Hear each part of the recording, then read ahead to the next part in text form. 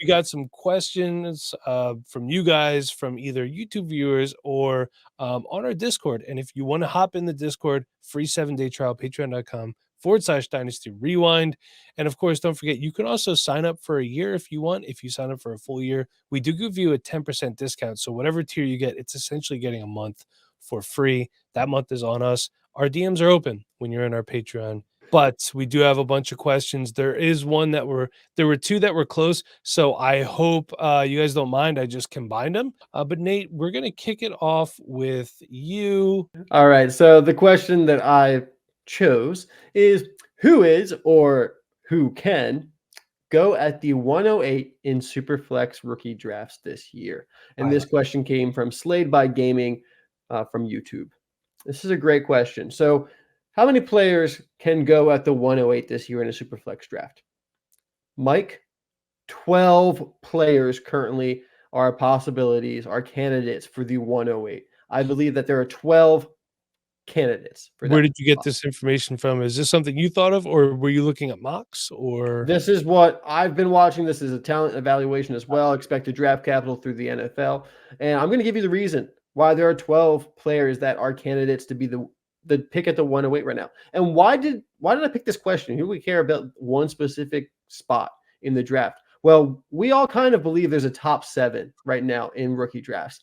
There is the top 3 quarterbacks, Caleb Williams, Drake May, and Jaden Daniels. And then there's the wide receivers. There's Marvin Harrison. There's Malik Neighbors. There's Roma Dunze. And we got Brock Bowers. That's the top 7. That is set in stone, it seems like, at this point. So once we get to 8, the board really opens up. Just how much does it open up? There are 12 players. There are 3 quarterbacks, I think, that could go at the 108. It could be Bo Nix. It could be Michael Penix Jr. It could be J.J. McCarthy. All depending on draft capital, all depending on the situation that they land in. If the 3 of them get first-round draft capital, they have a chance to be at the 108. Any of them with first-round draft capital and a team that's really invested into them, there's a chance they go at the 108, any of your leagues where it's super flex. At the running back position, we got 4 players I think are candidates for the 108.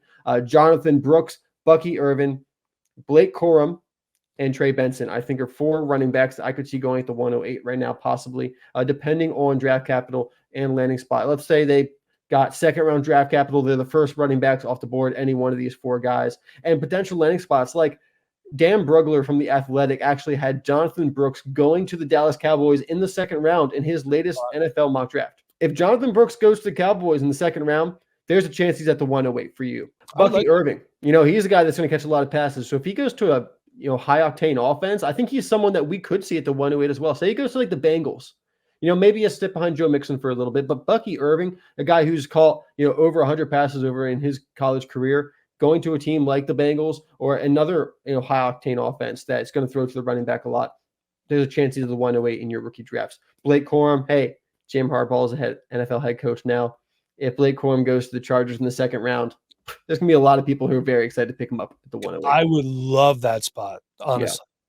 Yeah. Jim loves to run the football. That would be a great spot for Corum, obviously. Yeah.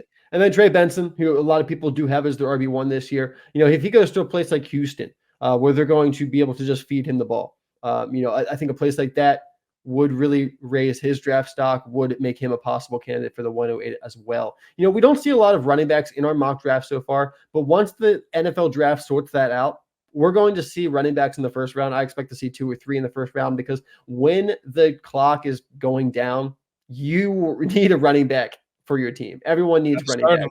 The positional scarcity it's going to cause running backs to be in the first round.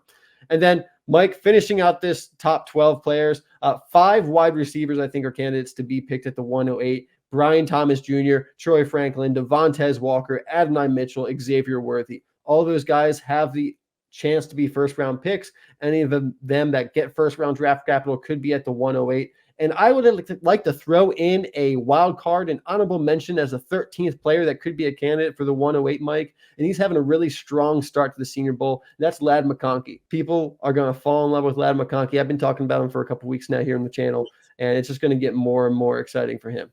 Yeah, and I started watching some film on Ladd McConkey, and I like what I see as well. Really good route runner, man. I feel like he's probably going to be a slot wide receiver in the NFL, and there's nothing wrong with that. I think he could be very effective.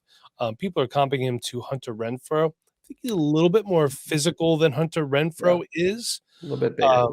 But yeah, I understand the comp. I don't necessarily agree with it. So this Doug question, Baldwin was a comp I saw today I liked. yeah, I like that comp a lot better. Let's get to my question here. This is Andrew Jenner from YouTube. Who are some third and fourth round sleepers I should consider drafting? Now, I do want to just say we did put a sleeper video out a little bit ago. Go back and watch that. But sleepers are going to change between now and when they're actually drafted. So this is subject to change. These are guys that right now I see as sleepers. One is Tennessee running back Jalen Wright. We have Western Kentucky wide receiver Malachi Corley. We have UCLA running back Carson Steele. We have Washington running back Dylan Johnson, still going to be a sleeper, although he shouldn't be. We have here's a real sleeper for you. You want to talk about fourth round, maybe even a fifth round guy. That is Troy running back Kamani Vidal. Yeah. Go look at Kamani's stats. Also, another reason to join the Patreon. He was a multiple small school big player of the week winner, Spencer Rattler. And I know that might sound odd, but I think he's going to get drafted. I think he's going to be a backup. And we've seen how the quarterback situations go. It goes, but this past year, everyone that started, he could be pressed into starting action. And for that reference, Sam Hartman. My comp for Sam Hartman is Kirk Cousins. I could see Sam Hartman being a later round draft pick, taking over for somebody and being good enough to win the job. He's not bad. He really isn't. And He's a I solid don't quarterback. he's solid. I don't think athletically he's the most gifted quarterback, but he's a veteran guy. He's been in school for 6 years and he knows how to run an offense. He knows how to make smart throws. Actually, decently athletic enough where he can get out of trouble, but he's never really going to be a supposed running threat. And my last one is Louisville wide receiver Jamari Thrash, who I Yeah. like a lot. He might not be a sleeper for long, though, I can tell you that. Yeah. Well, Mike, if you don't mind me throwing a couple sleepers in as well. Please. Some of the guys I would like to mention Roman Wilson, who's having a really good start to the Senior Bowl as well. When this video comes out, it might seem like he's not much of a sleeper anymore because of the hype at the Senior Bowl. But believe me, by the time we get through the combine, free agency, all those things, while Roman Wilson will have more hype than he had before, he will be forgotten about a little bit with the rest of the wide receivers in this draft class. So Roman Wilson, a nice little sleeper there. Ricky Pearsall, who's also at the Senior Bowl and from Florida. Someone I mentioned on the live stream we had last weekend as a sleeper. And then at the running back position, someone I've been on for a while, Mike, and you know this, so I'm going to name him as my deep sleeper. Maybe you don't have to even draft him. George Holani out of Boise State. I forgot about George Alani. Yeah, he's here. All right, the next question I got is from King D from our Patreon Discord community group chat. King D is in some of our rewind leagues. He one of our favorite. He's a Goldie, so he's special. Well, he said, who are some players we believe are very much landing spot dependent as Great well as question. landing spot proof? So looking at this from both sides, which players are we a little bit more worried about where they go? And that's going to kind of affect how we value them fantasy wise. While there's other players that, hey, I don't really care where they go. I know how I feel about them. I know what I expect from them. So just because someone's maybe not so landing spot proof, but a bit more landing spot dependent, doesn't mean they're a bad wide receiver, running back, or whatever. Doesn't mean they're a bad player. It just might mean that we need to be a little bit more mindful of the situation because of how it might lean it towards fantasy football production. Because remember, we play a game based on stats. We play a game based on box scores. It doesn't matter how talented or not talented a player is. It matters that they get stats, basically. So with that in mind, some landing spot dependent players. Now, the first one that comes to mind for me is Keon Coleman. And that's because I think Keon Coleman just has question marks about his transition to the NFL. And if he'll be able to do it quickly. Something we saw with Quentin Johnson this year. It wasn't a very quick transition to the NFL. And that's not really a big problem until recently when we've had this expectation for wide receivers, especially rookies, to take off right away. And we've seen it a lot. And that's why we have this expectation now. But for many years, it would take wide receivers 3 years to really break out and come around. So with Keon Coleman's lack of consistent separation, I worry about the consistency of his hands, even though he makes some really great highlight catches. And just the fact that, he's a two-sport athlete who didn't fully focus on football until just the past 2 years. So he's just a little bit more raw than some of the other wide receivers in this draft class. So he's one that's going to be a bit more landing spot dependent for me. I would actually like to see him. I talked about this with Quentin Johnson, actually. I hate to make the comparison between the two, but it comes up quite regularly. I think Keon Coleman, they're going to put him outside, expecting to be an X alpha wide receiver. And I would actually like to see him be a big slot receiver. I think we can see a lot of success from some of these guys who have the athleticism, have the, the catchability, but maybe just lack the technique of a wide receiver in their route running and things like that. Start them out in the slot, let them get used to the position there, then move them outside. I would like to see NFL coaches start to do that with these players like Keon Coleman, who kind of present that way. And then two wide receivers that kind of fit the same mold for why they're landing spot dependent: Xavier Worthy and Devontae Walker. Both players who are very speedy, can be used down the field as deep threats. They're also more versatile than that. So this is where it comes into, I'm not worried about the players necessarily, but if they get shoved into a role where they are the deep threats for a team, that affects how they are used fantasy football wise.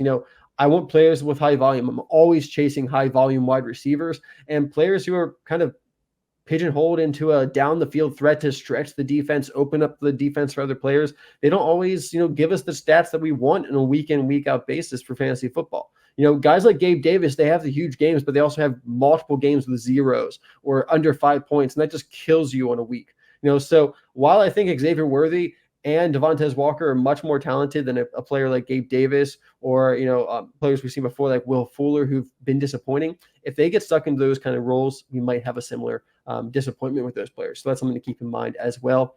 And then one more with a running back, Blake Corum, Mike. He struggles to create his own yards, especially this year coming off of the knee injury he suffered in 2022. We don't know the extent of that injury. We do know it takes a while for running backs to come back from an ACL injury. The first year is usually not as efficient.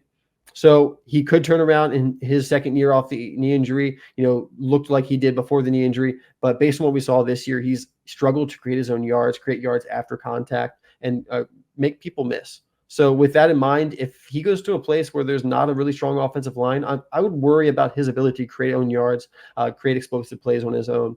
And that would, probably drop him down in rankings for me. So those are my landing spot dependent players, Mike. Landing spot proof players. We just have a couple wide receivers here who I think are just so pro ready that it doesn't matter where they go. They're going to get involved quickly and they're going to be used. And that's the obvious Marvin Harrison Jr., that's the Malik Neighbors, that's Rome Odunze, and I'm throwing Troy Franklin in there. Yeah. He's not one of those top 3 wide receivers, but I think his skill set, fits in any team. He might lack the upside of some of these other players. Like I really like Brian Thomas Jr. Some people like Keon Coleman, some people like, Devontae Walker, Xavier Worthy, and the upside that those players bring.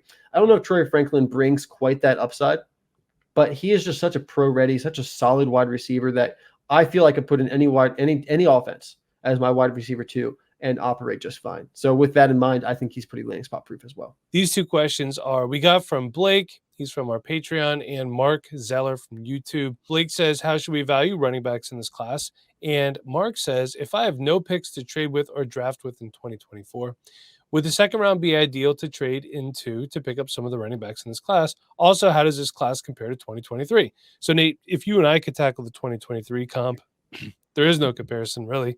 And again, I think the narrative is the reason why everyone's saying that this class is bad at running back is because we don't have the generational talents like Bijan Robinson and Jahmyr Gibbs. Yeah. Despite the fact that we are all dynasty fantasy football players and we preach patience to all of our listeners and viewers as content creators, we are the least patient people on the freaking planet because we want our players to be good and we want it to happen right freaking now. Yep. We want to know who the running back one is. We want to actually know who the wide receiver one is. And we have to wait until the draft. Well, we know who the wide receiver one is. We have to wait until the draft to know who the running back one is, and it is freaking people out. That doesn't mean this class is bad. It means we just have to show a little patience. We have to practice what we preach and go from there. The key word here, gentlemen, is value, because that is what we are seeing running backs from this year becoming. I've only seen one running back go in round 1 of Superflex mock drafts, and that's Jonathan Brooks. And more go in one quarterback, although a little bit later. Had Travion Henderson declared, I think we could also agree there's your running back 1 for the class. Yeah, probably. And if Devin Neal had declared, there'd be some people putting him up there. Yeah, probably. So I think for Superflex, the early to mid-second round is good. Mark, if you want to trade up into there, if you can, you could probably still find some good value in the late second round as well. There's going to be some sleeper candidates in the 3rd and 4th round, like I touched on in a question above. And with the way the NFL has been going, I'm completely shifting how I approach rookie drafts. My third and fourth rounds, I'm really going to focus in on running backs and quarterbacks, especially in super flex leagues, because we've just seen Yep. how the league chews these guys up. Late first, early second for a one quarterback league, that's probably where you're going to be seeing your running backs go. And to answer Mike's question, yes, I think the second round is ideal. Try to get a running back. Trey Benson, anybody. Yeah, he'll be Or available probably. Blake Corum, he's going to be up there. Bucky Irving's probably not going to be. He might be like early second, but there's It'll going to be. depend on the league. It's gonna be like it's a very flavor based running back class. Which It flavor is. do you like? Yeah, it is. And of course, we want to pick guys that we think have the best path to Mhm. being as productive as possible right away.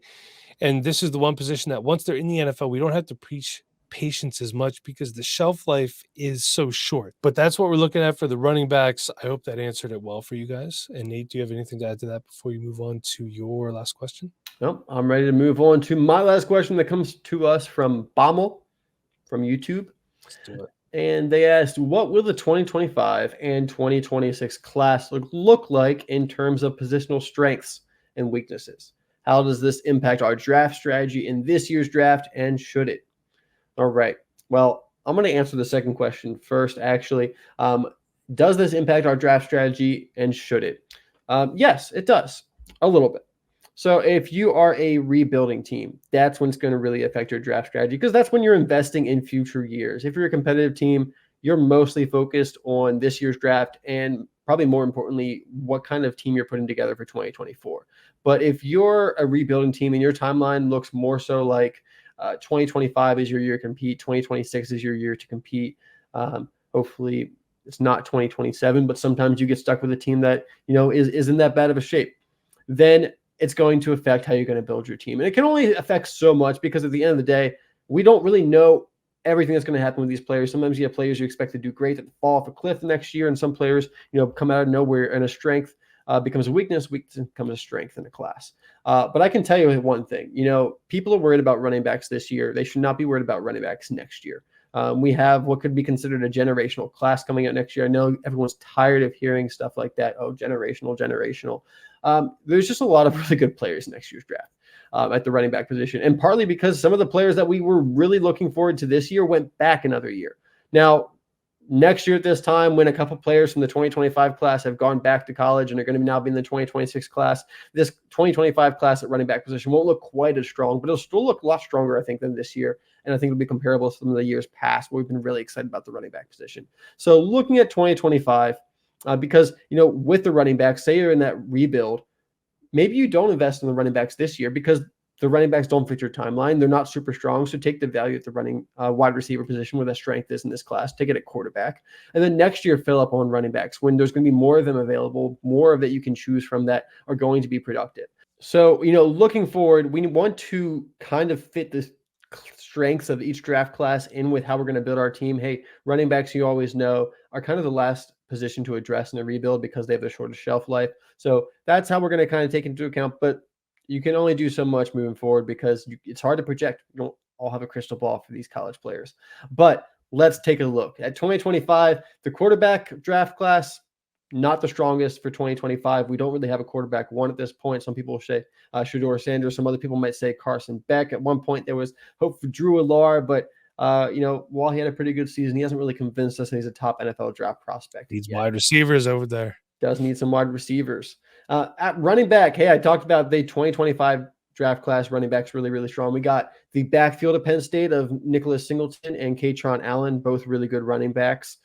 We got another backfield pairing of Quinshon Judkins and Travion Henderson at Ohio State. So we have 4 really good running backs there. Then you add in Devin Neal, who went back from this class, Trevor Etienne from Florida, who just transferred to Georgia, Etienne's younger brother, Ollie Gordon, who was in the Heisman voting this year at Oklahoma State.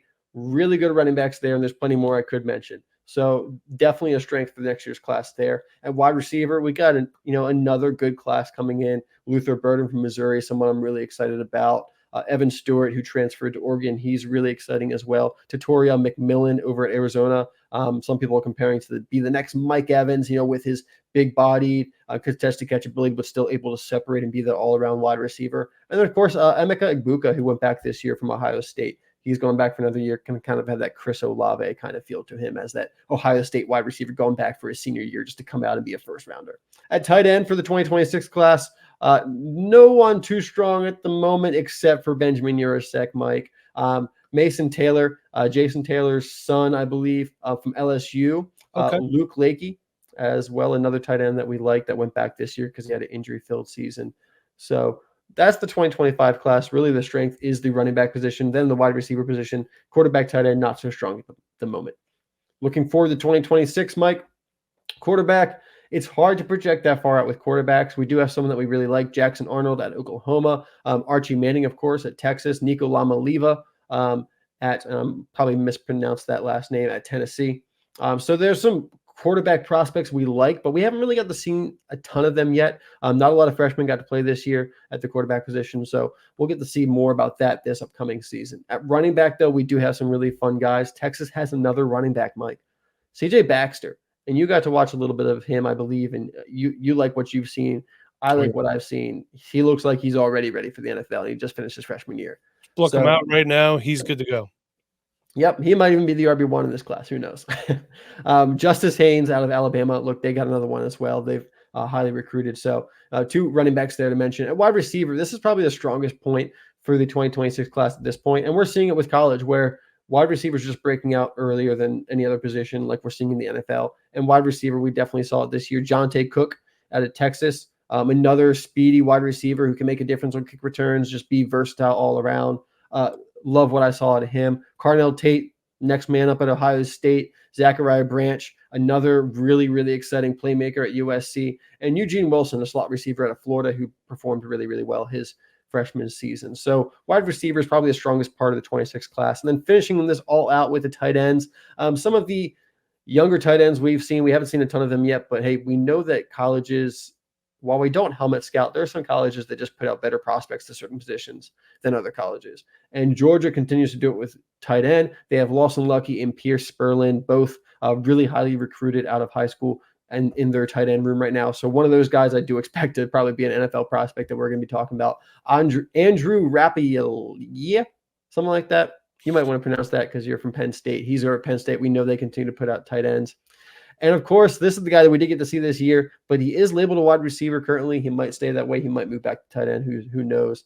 Deuce Robinson out of USC, 6'6", 225 pounds right now. Whichever position he plays in the NFL, he's going to be really, really good. So excited to see what he does. My last question, and this is Blake from Patreon. He wants to know, what is the gap between Brock Bowers and JT Sanders? Is it worth pivoting off of Bowers in the first to trade out or target a wide receiver and target Sanders later in the draft? I understand the logic there. Yeah. Sometimes the consolation prize isn't much of a consolation prize. I think it's fairly wide at the moment, and I think it could be as wide as one whole round, depending, unless it's tight end premium. Yeah. Okay, I could see Bowers going in the high to mid first. Tavian Sanders looking more like a second round pick at this point because people are underwhelmed by the tight end class. I'm underwhelmed by the tight end class, and you all know how much it pains me to say that. Yeah. Okay, I don't hate targeting a wide receiver instead of Brock Bowers and pivoting back. This wide receiver class is better than the tight end class for now. Till the Senior Bowl happens, tight ends at the Senior Bowl get drafted. Okay, true. If you need a tight end, I'd also like to trade for one that's already in the league. If you desperately need one, there's going to be guys that you could get. Look for the next Jake Ferguson, the guy who's just about to pop. That's what I would do. For me, that's Michael Mayer. I do think his time is coming soon. Okay. Yep. Or a projected later tight end, guy like Cade Stover, Ben Sinnott from Kansas State.